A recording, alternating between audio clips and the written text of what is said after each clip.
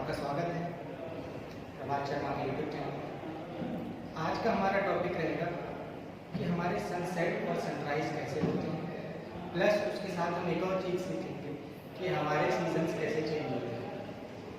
अब जैसे कि आपको डायग्राम में दिख रहा है, हम सबसे पहले अपनी रीड आउट कर लेते हैं बुक्स को, फिर उसके साथ हम डायग्राम को समझेंगे।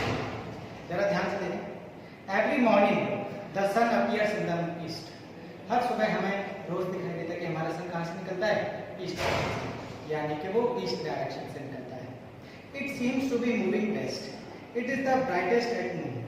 हाँ, ये भी पता है कि जब वो सनसेट होता है तो वो हमारे वेस्ट डायरेक्शन में जाता है, ठीक। और वो हमें सबसे ज़्यादा ब्राइटेस्ट कब दिखता है, जब हमारा दोपहर का टाइम होता है। हमने सबसे ज़्यादा सन चमकीला दोपहर के टाइम पर देखता है, क्योंकि उस टाइम पे वो अपने पूरे प्रकाश पर होता है, यानी कि पूरी लाइट अपना बिखेर रहा होता है अर्थ पर। The evening is followed by the sunset. अब इवनिंग जो होती है हमारी शाम, उसी को हमने सनसेट बोला गया है यहाँ पर। Actually it is not the sun but the earth which moves. हम क्या समझते हैं कि भाई हमारा सनसेट, सन जो है हमारा वो मूव कर रहा है, मगर ऐसा नहीं है। सन अपनी जगह स्टेशनरी है, अपनी जगह स्थित है, वो मूव नहीं कर रहा, बल्कि हमने जो पहले बताया था वो क्या मूव कर रही थी, हमारी अर्थ मूव कर रही थी। तो हमें ये एक तरह का इल्यूजन होता है कि हमारा सन कभी मूव नहीं करता, हमारी अर्थ मूव करती है। हमारी अर्थ पे जो सन के डायरेक्शंस चेंज होते हैं वो हमारे अर्थ के मूव करने से होते हैं, जो कि हमारी अर्थ जो है रोटेट करती है। उसी रोटेट की वजह से हमारे सनसेट और सनराइज होते हैं। दिन और रात हमारी रोटेशन के प्रोसेस से होती है। आइए अब हम समझते हैं। You can easily. अब एक और डायग्राम दे रहे हैं, एक और एग्जाम्पल बताएं। जैसे अगर हम ट्रेन में जाते हैं, ट्रेन का सफ़र करते हैं, तो हमें ट्रेन में क्या दिखता है कि हमारे जो ट्रीज जो हैं या जो पोल्स जो पड़ते हैं रास्ते में, वो अपोजिट डायरेक्शन में जाते हैं, यानी कि वो मूव कर रहे हैं। बट ऐसा नहीं है, वो पोल्स और जो ट्रीज हैं वो भी रुके हुए हैं, वो भी क्या है, स्टेशनरी ऑब्जेक्ट है, उनमें कोई मूवमेंट नहीं हो रहा है। मगर मूवमेंट हमारी किस में हो रहा है, हमारी ट्रेन में मूवमेंट हो रहा है। ऐसे हम देखते हैं। You can understand that easily if you try to recollect traveling by the train. As you look out of the window of the moving train, you feel as if the trees, poles and houses outside the walls are running in the opposite direction of travel. जैसे कि अगर हम train की खिड़की से बाहर देखते हैं तो हमें ऐसा लगता है कि जिस डायरेक्शन में हमारी ट्रेन जा रही है उससे बिल्कुल अपोजिट डायरेक्शन, यानी कि विपरीत डायरेक्शन में हमारे क्या है, वो पोल्स, ट्रीज, सारे घर मूव कर रहे होते हैं। जरा हम देखते हैं। You know that the trees and houses are all stationary. जो ट्रीज और हमारे हाउसेज जो हैं वो सभी स्टेशनरी, यानी कि रुके हुए हैं। उनकी जो पोजीशन है वो फिक्स है। जैसे मैंने बताया था हमारी सन की पोजीशन फिक्स है, ऐसे ही उन ऑब्जेक्ट्स की पोजीशन फिक्स है, जैसे कि मैंने ट्रीज और हाउसेज में बताया था। नेक्स्ट देखते हैं। That is just an illusion. ये एक तरह का क्या है, हमें एक तरीके से बोल सकते हैं इल्यूजन है, यानी कि हमारा हो जाता है, डाउट होता है हमारे दिमाग में कि क्या कभी ऐसे हो सकता है, क्या हम कभी एक तरीके से हम कंफ्यूजन वाले सिचुएशन में चले जाते हैं कि क्या जो हम ट्रेन से ट्रैवल कर रहे हैं वो क्या ऑब्जेक्ट हमारे मूव हो रहे हैं, नहीं हो रहे हैं, हमारी क्या मूव हो रही है, हमारी ट्रेन मूव हो रही है। ऐसे ही बिल्कुल सन के साथ भी है। हम समझते हैं कि हमारा सन भी क्या है, मूव हो रहा है, हमारा ईस्ट से वेस्ट डायरेक्शन में सन जा रहा है, मगर ऐसा नहीं है। सन अपनी जगह स्टेशनरी है, उसकी एक फिक्स पोजीशन है, सन कभी मूव नहीं करता। हमारी जो मूव करती है वो हमारी अर्थ मूव करती है, और वो किस प्रोसेस से करती है, हमारे रोटेशन के प्रोसेस से करती है। अगर हम देखें एक पिक्चर से हमें पता चलता है कि डे नाइट जो होते हैं हमारे वर्ल्ड में अलग अलग तरीके से होते हैं। वो क्या है कि हमारा जब रोटेशन का प्रोसेस होता है तो हमारे डेज जो हैं, हमारा ऐसा होता है कि इक्वेटर पे हमारी डायरेक्ट सन रेज फॉल करती हैं, जैसे कि आपको इक्वेटर में दिखाई दे रहा है। अब जरा देखते हैं इस पोजीशन की अगर हम बात करें, ये हमारे नॉर्थ पोल और ये हमारे साउथ पोल दे रखा है, ये वाला जो हेमिस्फीयर है। अब जैसे कि हमने देखा था कि जो हमारा जो ये वाला हेमिस्फीयर, ये वाला जो डायरेक्शन कहलाता है, और ये वाला जैसे मैंने बताया था कि हमारे हेमिस्फीयर जो है वो नॉर्थ और साउथ हेमिस्फीयर में बांटे हुए हैं। बट अगर डायरेक्शन के हिसाब से बात करें तो हमारी जो हेमिस्फीयर वो वेस्ट हेमिस्फीयर और ईस्ट में हेमिस्फीयर में बांटे हुए हैं। तो हमारी जो सनरेज पड़ती है वो वेस्ट हेमिस्फीयर में इस टाइम पे पड़ी हुई है, तो जाहिर सी बात है कि हमारी सनरेज जो है वो वेस्ट डायरेक्शन में पड़ी हुई। तो जिस डायरेक्शन में हमारी सनरेज पड़ती है उसी डायरेक्शन में हमारी डे रहता है। और जिस डायरेक्शन में नहीं पहुंच पाती है हमारी सनरेज उस हमारे डायरेक्शन में हमारी नाइट रहती है यानी कि रात रहती है। आइए जरा हम देखते हैं एक अगर हम फ्लेयर हम देखें तो D is a imaginary line. एक यहाँ से अगर हमने इमेजिनरी लाइन खींच दी है, एक्चुअल में लाइन है नहीं है, हमारे अर्थ से कोई ऐसी लाइन दिखाई नहीं देती, हम सिर्फ उसको एज्यूम मानते हैं, मान लिया जाता है कि यहाँ से एक लाइन गई है। Gradually it is down at the time of sunrise. हाँ, अब जब सनराइज हो रहा होगा तो क्या है, gradually as the earth rotates the town starts getting direct rays from the sun. अब जैसे ही हमारी अर्थ रोटेट करती है तो जो सन के पास जो डायरेक्ट रेज जो जा रही है हमारे अर्थ की, वहां पे उस एरिया में हमारा डे होना शुरू हो जाता है, यानी कि दिन की शुरुआत हो जाती है, जैसे कि सनराइज बोला गया है। The sun will appear climbing till it is noon when its direct rays become more और light less on the head. अब एक टाइम ऐसा आता है हमारे दोपहर का कि हमारा सन जो है वो वर्टिकल रहता है, हमारे सर के ठीक ऊपर रहता है, कुछ ऐसे भी डायरेक्शंस हमारे हैं, तो वो दोपहर के टाइम पे हमारा सन रहता है। और दोपहर से ही क्या है, हमारी जो अर्थ की जो प्लेटफॉर्म है वर्टिकल पोजीशन पे, यानी इस जगह पे जो भी हमारा एरिया आ रहा होगा वहां पे हमारी दोपहर में डायरेक्ट रेज फॉल करती है। नेक्स्ट समझते हैं, this would also be the hottest part of the day. हाँ, हमारी जो सन की रेज जो शुरू होती है वो हमारी सनराइज से स्टार्ट होती है और सनसेट पे खत्म होती है, तो उस टाइम पे हमारा टेम्परेचर ज़्यादा नहीं होता। हमारा टेम्परेचर कब ज़्यादा होता है, जब हमारे दोपहर का टाइम होता है, यानी कि नून का टाइम होता है, तो उस टाइम पे सबसे ज़्यादा सन रेज का इफेक्ट होता है और तभी हमारा सबसे ज़्यादा गर्म पैदा रहता है। उसी टाइम पे हमने दिन को नाम दे दिया गया है हॉटेस्ट डे या हॉटेस्ट वेदर। ठीक, नेक्स्ट हम समझते हैं, in the morning evening the sun rays are slanted. हमारी जो सन रेज जो कम जो पड़ती हैं, हमारी जब सनराइज होता है हमारी सनरेज कम पड़ती है, और वो क्यों कम पड़ती हैं, ऐसे ही सनसेट की अगर हम बात करें तो धीरे धीरे हमारी सनरेज जो है वो कम होती जाती है। वो इसलिए कम होती है कि जो स्लैंटिंग हाइट जो है हमारी अर्थ से जो डायरेक्ट रेज पड़ रही है वहां पे तो पूरी रेज पड़ेगी, उस टाइम पे तो हमारी दोपहर हो रही होगी जब डायरेक्ट रेज पड़ती हैं। हमारी रात और हमारी सनसेट और सनराइज कब होता है, जब हमारी सन की रेज तिरछी पड़ती है, यानी कि थोड़े अपने एंगल से टेढ़े होके पड़ती है। अब इस एंगल पे जो भी रेज पड़ रही होगी वो टेढ़े होके पड़ रही होगी, तो जाहिर सी बात है अगर हम देखें हमारी जो अर्थ है वो एक तरीके से टेढ़े एंगल से सनरेज को रिसीव करती है। हमारी अर्थ का एंगल जैसे मैंने बताया था 66.5 डिग्री का होता है, तो वो उसी एंगल से हमारी अर्थ सनरेज को रिसीव करती है। नेक्स्ट अगर हम देखें रिवोल्यूशन ऑफ द अर्थ, हमारी रिवोल्यूशन जो है वो हमारी बोला जाए 1 लाख किलोमीटर पर आवर की स्पीड से रिवोल्यूशन करती है, और उस 1 लाख किलोमीटर पर आवर की स्पीड से उसको कवर करने के लिए पूरा एक ऑर्बिट को कवर करने के लिए 365 डेज का टाइम लगता है। इस रेवोल्यूशन की वजह से हमारे सीजन्स चेंज होते हैं, जैसे कि मैंने प्रीवियस क्लास में बताया था कि रोटेशन की वजह से हमारे दिन रात होते हैं, डे और नाइट होते हैं, ऐसे ही रिवोल्यूशन की वजह से हमारे सीजन्स चेंज होते हैं।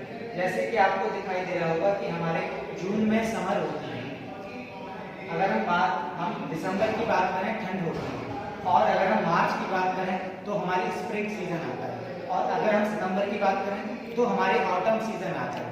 यानी कि इस टाइम पे हमारे जो है ठंड आने को होती है। हम आज उसी डायग्राम से समझेंगे। अगर हम देखें द रिमेनिंग, अब मैंने बताया था कि हमारी रिवोल्यूशन में अर्थ जो लेती है वो 365 डेज 6 आवर्स का टाइम लेती है। मैंने पिछली क्लास में बताया था कि 6 आवर्स को अवॉइड किया जाता है कैलकुलेशन से बचाने के लिए, जिससे कि हम 365 डेज होते हैं, वो आगे चल के वो 6 आवर्स ऐड हो जाते हैं, क्योंकि हमारा जो है वो 6 आवर्स आगे जाके 4 बार ऐड होते हैं, तो वो 4 बार ऐड होकर 6 आवर्स हमारे 24 आवर्स बनाते हैं, और वही 24 आवर्स हमारा वन डे के इक्वल होता है, जिसको हम 29 फरवरी का नाम देते हैं। हम 29 फरवरी का नाम देते हैं जब हमारा लीप ईयर में वो आता है। हमारे लीप ईयर में 366 डेज होते हैं, जैसे कि डेफिनेशन में हमने पढ़ा होगा, तो वो 366 डेज वाला कौन सा है, वो हमारा 29 फरवरी है। उन्हीं 6 आवर्स को हमने ऐड करके 24 आवर्स को हमारा 29 फरवरी हम कैलेंडर में शामिल करते हैं। तो ये रीजन है हमारा वो लीप ईयर में 1 डे एक्स्ट्रा होने का। वो 1 डे क्यों एक्स्ट्रा होता है? 6 आवर्स हमारे काउंट हो जाते हैं 4 बार, और वही 1 डे के बराबर 24 आवर्स हमारे बनते हैं, और उसी डेट को हमने अपने नाम 29 फरवरी दिया। नेक्स्ट हम पढ़ते हैं कि एवरी ईयर हमारा जो है हर साल 4 से हम डिवाइड कर देते हैं। कैलकुलेशन भी हमारी इजी। अगर हमें लीप ईयर फाइंड करना हो तो जो साल हमें दे रखा है 4 से डिवाइड कर दो। अगर वो पूरी तरीके से डिवाइड हो रही है तो यानी कि वो लीप ईयर में आ जाएगा, और अगर नहीं हो रही तो वो नॉर्मल ईयर है। ठीक, हमने 2 तरह के ईयर्स, यहाँ पे एक और हम ईयर एक ऐड करते हैं। हमने 2 तरह के ईयर्स पढ़े थे। एक पढ़ा था लूनर ईयर, जिसमें हमारे, थोड़ा करेक्ट कर लेना, लूनर ईयर में हमारे 354 डेज होते हैं। वो ऐसा होता है कि हमारा जो लूनर का मतलब क्या है? लूनर होता है हमारा मून से रिलेटेड, तो मून के हम फेजेस को पढ़ते हैं, उसमें पोजीशन को। तो मून के फेजेस हमेशा हमारे 14-15 दिन में चेंज होते रहते हैं, तो वो एक महीना जो बनता है वो 29.5 डेज का बनता है। यानी कि वो पूरे 30 डेज हम मानते हैं वो नहीं होते, वो हमारे 29.5 डेज यानी कि 29 प्लस 30 का आधा है, वो सब मिला के हमारे 354 डेज होते हैं, और वो 354 डेज हमारे लूनर ईयर में आते हैं। हम जो नॉर्मल ईयर जो हम पढ़ते हैं 365 डेज, वो हमारे सोलर ईयर में आते हैं, यानी कि उन दिनों पे हमारा सन पूरे अपने अफेक्ट पे रहता है। तो उन सारे दिनों में हमारा सन तो होता ही है, डे तो हमारा होता ही है, इसीलिए हमने यहाँ पे 365 डेज सोलर ईयर नाम दिया है, यानी कि सन से रिलेटेड। अब बचा हमारा लीप ईयर, जो मैंने बता दिया कि जो वो रेवोल्यूशन में 6 आवर्स जो हमारे एक्स्ट्रा आते हैं, उनसे मिलकर हमारा एक दिन बनता है, और वो एक दिन आगे जाकर ऐड हो जाता है, और उसी एक एडिशनल ईयर को, दिन को हमने नाम दिया है लीप ईयर, और लीप ईयर में हमारे 366 डेज होते हैं। नेक्स्ट हम पढ़ते हैं the earth axis is incline. अब अर्थ की एक्सिस की बात करी थी मैंने, जो हमारे हमारे इमेजिनरी लाइन पे जो हमारी रोटेट करती है हमारी अर्थ, ये हमारी इमेजिनरी लाइन है, इससे हमारी अर्थ रोटेट कर रही है। ये थोड़ा इंक्लाइंड है, मतलब झुकी हुई है, और वो झुकी हुई हमारे 66.5 डिग्री से झुकी हुई है। हमें दिखाई दे रहा है कि सन से, हमारे सन के सामने से वो चीज झुकी हुई है, तो एक्सिस जो है हमारी वो अर्थ की झुकी हुई है। ठीक, नेक्स्ट हम बात करें that accounts for the fact that day and night are not 12 hours each day and each night. अब हमें ये भी पता चलता है कि अब देखो, अगर हम इस डायग्राम में देखते हैं कि हमारे अर्थ जो है वो सन के जैसे जैसे पास आते रहते हैं, ऑर्बिट में रिवॉल्व करती है, उसी ऑर्बिट से वो झुकी हुई हो जाती है, चाहे वो हमारा नॉर्थ हेमिस्फीयर हो या फिर साउथ हेमिस्फीयर, या फिर ईस्ट हेमिस्फीयर हो या फिर हमारा वेस्ट हेमिस्फीयर हो। उसी हेमिस्फीयर से हमारी जो है अर्थ डाउनवर्ड हो जाती है, झुक जाती है, जिसके रीजन की वजह से हमारे प्रॉपर 12 डेज जो 12 आवर्स जो हमारे दिन के होते हैं वो पूरे नहीं हो पाते। हमारे कभी कभी क्या है, हमारी नाइट बड़ी हो जाती है, रातें बड़ी हो जाती हैं, दिन छोटे हो जाते हैं। वो हमारे कब होते हैं? वो हमारे ठंड में होते हैं, जो हमारा विंटर सीजन होता है। और हमारे कभी कभी दिन बड़े हो जाते हैं, जैसा कि अब चल रहा है, और रातें छोटी हो जाती हैं। वो हमारी कब होती हैं? हमारे समर सीजन में होती हैं। बट हमारे रात और दिन बराबर भी होते हैं, वो कब होते हैं? हमारे जो हमारे स्प्रिंग सीजन और ऑटम सीजन में। नेक्स्ट टॉपिक हमारा सीजन्स का है। थोड़ा सा और देख लेते हैं। अली पर द फिगर। अब हमें देखता है कि हमारे जो दिन और रात जो वेरी करते हैं, जो हमारे चेंज होते हैं हर 12 घंटे पे, हमें पता चलता है कि भाई हमारे आज का दिन जो है वो छोटा रहा है और रात जो वो बहुत बड़ी रही है। वो हमारे सीजन के कारण से पता चलता है। सीजन जैसे चेंज होते हैं वैसे ही हमारे वो 12 आवर्स की जो काउंटिंग है वो चेंज होती रहती है। कभी हमें लगता है दिन बड़ा, कभी लगती है हमें रात बड़ी। नेक्स्ट है all places on the equator have 12 hours day and 12 hours night. अब ये जितनी भी इक्वेटर पे जितनी भी हमारी जगह आ रही हैं, यहाँ पे तो हमारे 12 घंटे बराबर दिन होंगे और 12 घंटे हमारी रात बराबर होंगे। मगर जो इस जगह पे जो दिन आ रही है वो हमारे डिपेंड करता है हमारे इस वाले डायग्राम पे, कि जब हमारा जो वाला हेमिस्फीयर हमारे सन की तरफ ज्यादा झुका हुआ है उस हेमिस्फीयर में हमारा डे रहेगा ज्यादा, और जो हेमिस्फीयर हमारे सन से नहीं झुका हुआ ज्यादा उस जगह पे हमारी रात रहेगी। ये हमारी अपोजिट होती है। नेक्स्ट अगर हम बात करें, this situation would be reverse. In this position, there is an area of continuous day and light in the extreme north and continuous darkness. हाँ, एक ऐसा ये जो इक्वेटर वाला एरिया रहता है, यहाँ पे हमारी सबसे ज़्यादा सनलाइट रहती है, सबसे ज़्यादा अर्थ जो डायरेक्ट रे जो रिसीव करती है वो हमारी इक्वेटर पे करती है। और ये भी कहा जाता है कि इक्वेटर पे जितने भी हमारे कंट्रीज आती हैं, जितने हमारे प्लेसेस आती हैं, उनका टेम्परेचर बहुत ज़्यादा हाई रहता है। एक नॉलेज की अगर हम बात करें, हमारी जो कंट्री है वो हमारी इक्वेटर से ऊपर आती है और जो हमारी कंट्री है वो ट्रॉपिक ऑफ कैंसर पे आती है। तो यानी कि हमारी कंट्री में गर्मी जो है वो थोड़ी कम पड़ती है as compare to the equator. Next अगर हम बात करें, as once move north the days will be longer while moving down south length of the day will be decreasing. हम नॉर्थ की बात करें, अगर हम देखें कि ये वाला एरिया, हम डेज की बात करते हैं, अगर हम ये वाला एरिया देखो, हमें पता चल रहा है कि ये वाला हेमिस्फीयर जो है वो सन की तरफ झुका हुआ है। तो इस वाले एरिया में हमारा दिन बढ़ा रहेगा, दिन ज़्यादा रहेगा, और जिस एरिया में हमारी लाइट नहीं पहुंच पा रही उस हेमिस्फीयर में हमारी रात बढ़ी रहेगी। जस्ट अपोजिट हमारा इस ड्यूरेशन में आ जाता है, जब इस पोजीशन में आ जाता है तो बिल्कुल इसका जस्ट उल्टा हो जाएगा कि जिस हेमिस्फीयर में हमारी दिन आ रहा है, डायरेक्ट रे रिसीव कर रहे हैं, उस हेमिस्फीयर में तो हमारा क्या है, दिन रहेगा, और जिस हेमिस्फीयर में हमारी नहीं आ रही उसमें हमारी रात रहेगी। ये डिपेंड करता है the situation will be reversed. अब ये सिचुएशन जो है, अगर हम बात करें कि ऐसे ही बिल्कुल 21 जून का पढ़ लेते हैं, 21 जून को हमारा जो है समर कहलाया जाता है।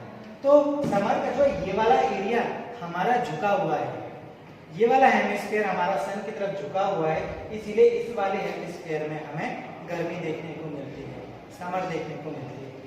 जस्ट उसका उल्टा, अब इस तरफ हमारा हेमिस्फीयर झुका हुआ है, पहले हमारा ईस्ट वाला हेमिस्फीयर झुका हुआ था, इस तरफ हमारा वेस्ट वाला हेमिस्फीयर झुका हुआ है। तो अब हमारा जो है 22 दिसंबर में हमारे वेस्ट हेमिस्फीयर में सन होगा, यानी कि दिन बड़े होंगे, और जो हमारा ईस्ट हेमिस्फीयर है वहाँ पे रातें बड़ी होंगी। आइए हमारा टॉपिक खत्म।